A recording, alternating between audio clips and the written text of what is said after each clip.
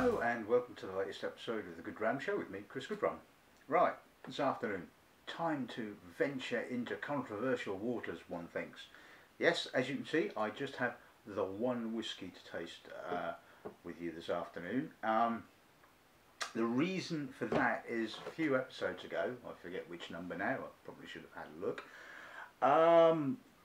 But as you know, it's not how I do it, kind of wing things. So anyway, you can probably find it if you sort of like look back on the website, and you'll find it. I think I might have done it last year, but anyway, I mean that's beside the point.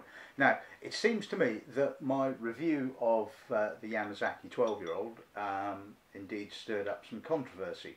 A number of people claiming that I probably don't know what the hell I'm talking about, and there ain't no sherry in it. Right, okay, so the plan today is to retaste it, and I will have a look at it, and I will evaluate it again, and see if I stand by my original comments, or whether indeed I was mistaken. So anyway, let's establish a few facts about the distillery.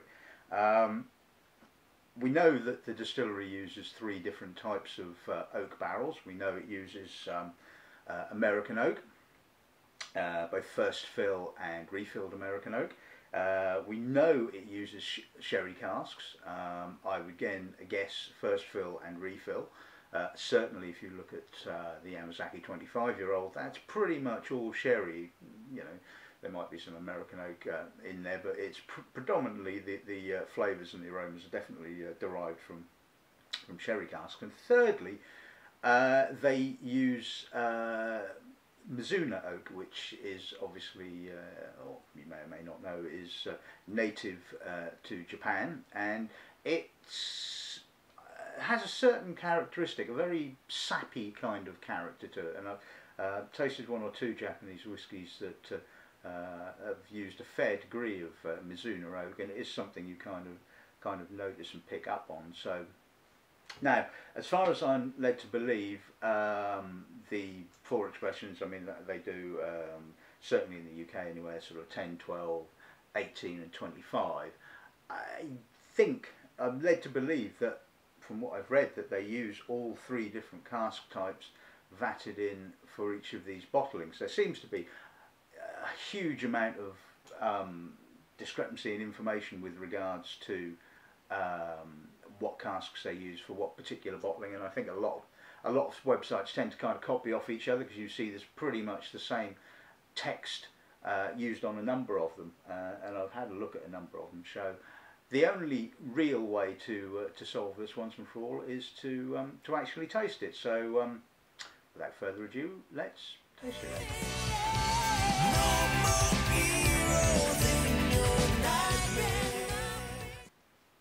Right, okay, so I don't know if you can quite see the colour. Let's have a look at the colour. It's a fairly golden yellow colour. Now, that could signify that there is a little bit of sherry cask been used in the vatting.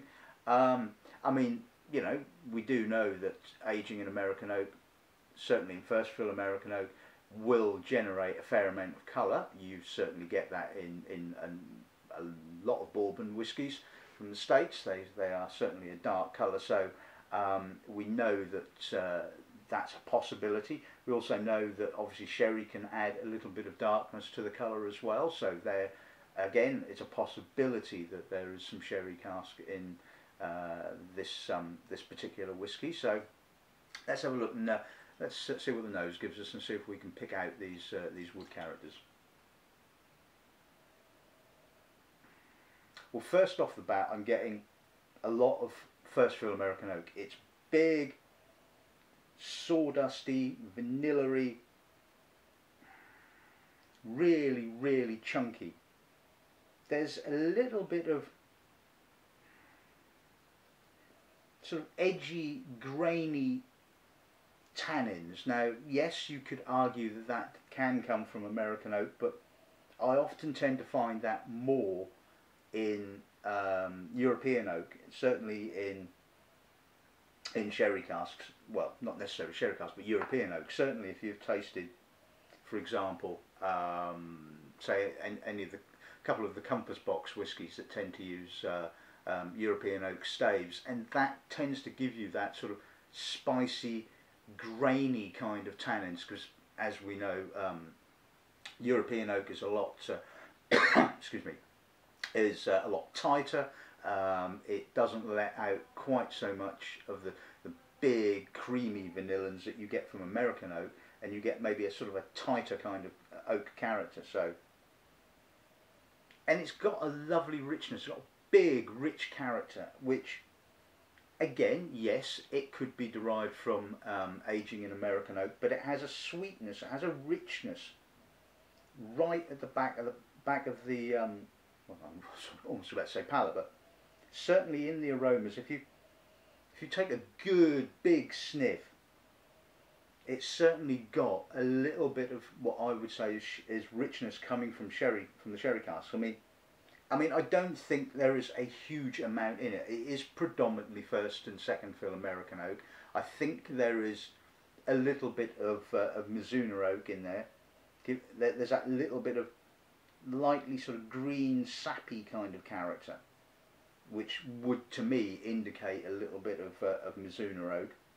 And it's not very prominent. So again, I would suspect that the amount of Mizuna oak in this particular vatting is fairly small, like the sherry. And yes, I do think there is some sherry cask here. I mean, I'm sorry to disappoint a number of you that sort of think it's all American oak. To me, and this is my personal opinion, I believe there is some sherry here. I'm not saying that anybody else is wrong. If you can't pick it up, or you can't pick up the sort of the notes that I'm picking up, then you know, it's not to say that you're right and I'm wrong, and vice versa. Just with the whiskies that I've tasted over time, and certainly it does have that slight kind of refill-y like sherry. I mean, certainly refill sherry can have that, you know, light sherry touch, and yeah, I definitely think there is some of that adding to the complexity, because this is a very complex malt. I mean, I don't think that you would get this level of complexity just purely from aging in American oak. Yes, you would have the rich sort of barley character. You would certainly obviously have the American oak influence, the sort of the big vanillins, but you wouldn't have those little nuances that both the sherry and the Mizuna oak bring. So that's it. That's why I think that this is a very, very well crafted, carefully crafted vatting of different barrels. So, pal.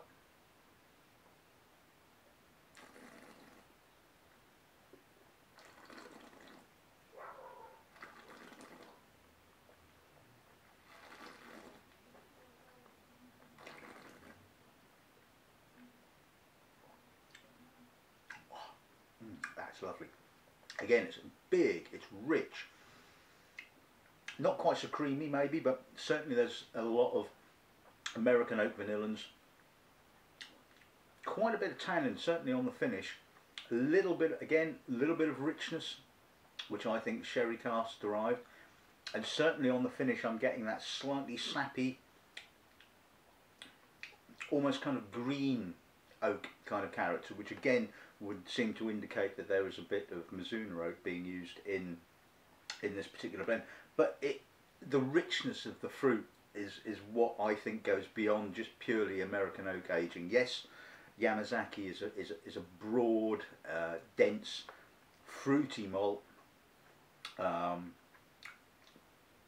Get a little bit of coffee now, but again, you know, the coffee notes could certainly be coming from American oak as much as they could be coming from European oak. But again, it has that sort of dry, gritty tannin on the finish, which again would sort of kind of steer me in the belief that there is some European oak here in this particular vatting. And like I said, it is extremely complex and it's very, very good. And so there you have it. I'm going to obviously, as I have done, sort of gone out on a bit of a limb, and I will state that I think that this is, like I said, predominantly first fill American oak. There's a bit of refill American oak. There is probably some refill sherry, and I would imagine, and I think there is certainly some Japanese Mizuno oak going into this blend. I mean, at the end of the day, why bother using all these different casks to age your malt in if you're not actually going to use them? Now, yes, okay, you can argue that like a number of distilleries, they will use maybe say American oak for one expression, they might use sort of a little bit of sherry in another expression, and then maybe their older expressions might be wholly aged in sherry. So yes, there is always that possibility, but I think the complexity of the 12-year-old certainly goes beyond what can be achieved purely being aged in American oak. So maybe somebody's watching that works for Suntory or their distributors or whoever, and maybe you're going to turn around and go, no, I definitely know there is no sherry cask in this, at which point I would probably turn around and say, well, yep, okay, fair enough, you're the ones that know. But as far as I can see from tasting this, I believe that there is some sherry cask in there, so there you go. That's my opinion. Anyway, so that was short and sweet and relatively to the point, so all that's left to say is good dramming and good afternoon. There's no light.